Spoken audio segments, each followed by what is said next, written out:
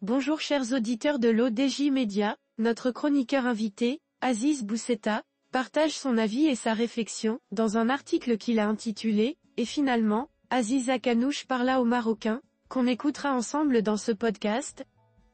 Notre journaliste ouvre sa réflexion de la manière suivante.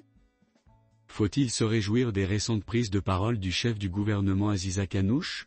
Faut-il ne garder que cela à l'esprit, l'homme étant taiseux, en public, depuis ces 2 dernières années, ou aller au fond des choses et analyser ce que le patron de la majorité a dit, ou n'a pas dit ?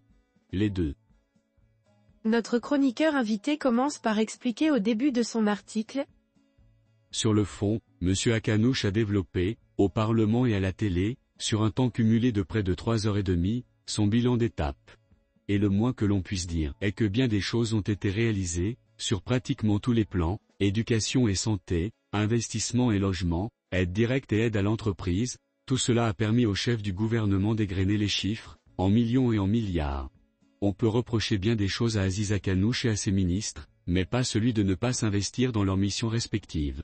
Mais la liste des réalisations et des acquis aurait été bien plus convaincante s'il y avait des contradicteurs en face du chef du gouvernement, ou au moins des journalistes plus incisifs, plus offensifs. La bienveillance de ceux qui l'ont interrogé a plutôt desservi le chef du gouvernement.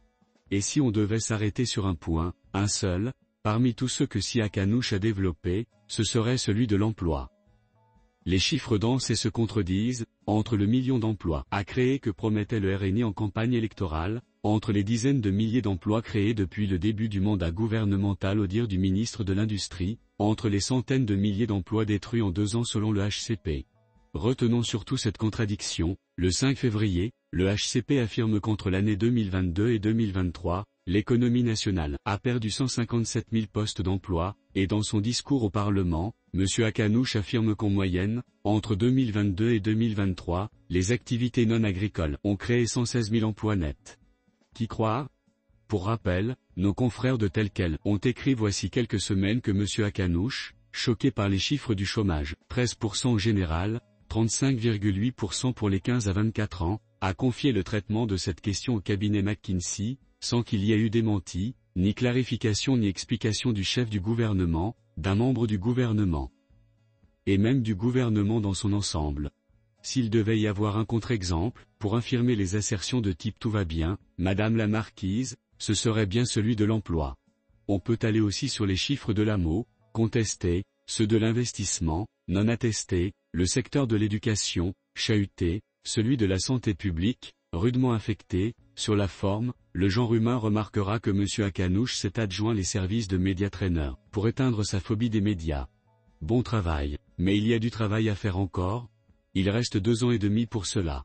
Sur la forme toujours, et ainsi que l'affirme notre confrère Younes Meskin, dans tevoice.ma, les très nombreuses références aux instructions royales et au roi interrogent, M. Akanouche présentait-il au Parlement son bilan ou celui du roi, que ni la Constitution, ni la tradition ni la bonne éducation ne prévoient d'établir ?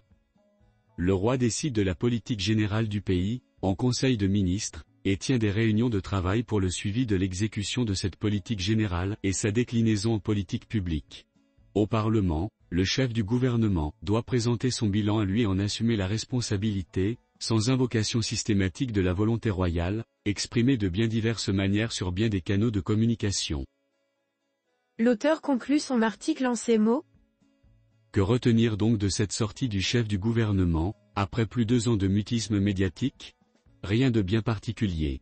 Une litanie de chiffres et de lettres, certes maîtrisée par celui qui les énonce, certes faisant partie d'une politique gouvernementale cohérente à défaut d'être convergente, certes montrant l'action du gouvernement, mais ressemblant étrangement à un programme électoral où tout est bon, tout est merveilleux, où rien n'est discutable ni discuté. Si Aziz Akanouche appréhende tellement les médias, il lui appartient de multiplier des rencontres avec des journalistes, en off, comme le faisaient ses prédécesseurs, y compris ceux qui ne lui sont pas acquis. Il passerait plus aisément ses messages, et s'habituerait même à leur présence. Nous retiendrons donc de cette prise de parole le fait pour le chef du gouvernement d'avoir, précisément, pris la parole, que l'équipe de communication de M. Akanouche a fait son travail et que, enfin, pour que ce dernier soit vraiment convaincant, elle doit encore redoubler d'efforts. Rédigé par Aziz Bousseta. C'est tout pour aujourd'hui sur R212. On se dit au prochain podcast de nos chroniqueurs invités, restez à l'écoute pour plus d'actualités. Et merci de nous avoir écoutés, à très bientôt.